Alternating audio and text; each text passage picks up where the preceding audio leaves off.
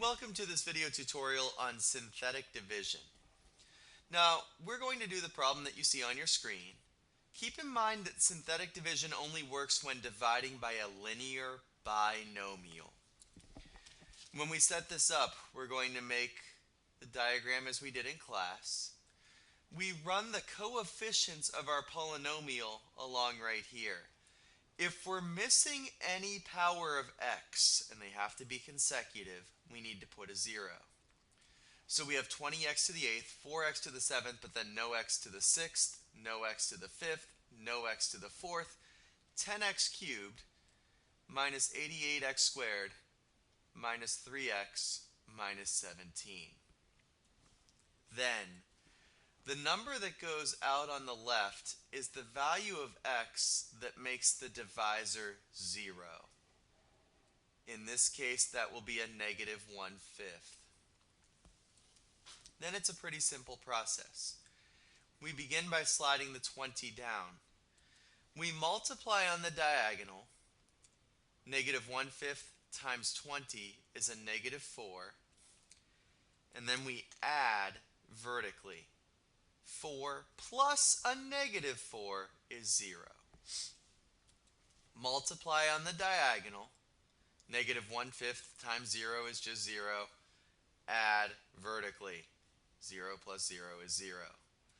Multiply on the diagonal. Negative 1/5 times 0 is 0.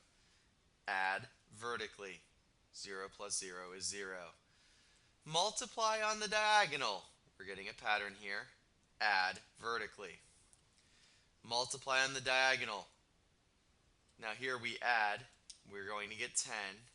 Multiply on the diagonal. Negative 1/5 times 10. 10 divided by 5 is 2. Keep the negative with it. That'll be a negative 2. Add vertically. Negative 88 plus a negative 2 will be a negative 90. Multiply on the diagonal. Negative 90 divided by a negative 5 is really what we're doing there. And that's going to be 18. Add vertically. So negative 3 plus 18 will be a 15. 15 divided by 5 is 3. Keep the negative with it though, so this is going to be a negative 3. And then negative 17 minus 3 is a negative 20. When we have a fraction out front, we need to divide each of those coefficients by the divisor of that fraction, except for the final item, because the remainder stays alone. It doesn't get changed. So here we'll have a 4, 0, 0, 0, 0. 10 divided by 5 is 2. Negative 90 divided by 5 will be a negative 18. 15 divided by 5 is 3. And then we just go in increasing order. We've got the constant, then x, x squared, x cubed, x to the 4th, x to the 5th, x to the 6th, and x to the 7th.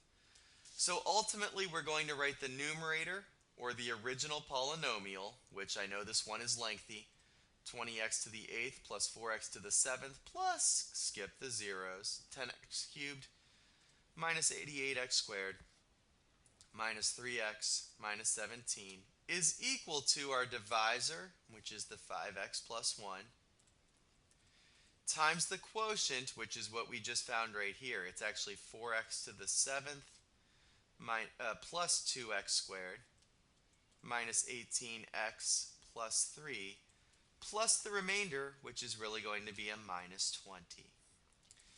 Highlight our final answer, and that is our final answer. Now, I would always advise double checking to make sure your answer makes sense. You don't have to take the time to FOIL the whole thing out, but here if we multiply the first terms together, we do get a 20x to the 8th, which is exactly what we want to have. So for synthetic division, a couple keys to remind yourself of really quickly. Be sure of the following. You must put zeros in for missing powers of x. If it's a fraction, you must divide all of the terms of the quotient by that number, but not the remainder. The remainder stays alone by itself. And if you follow that process, synthetic division is quite simple.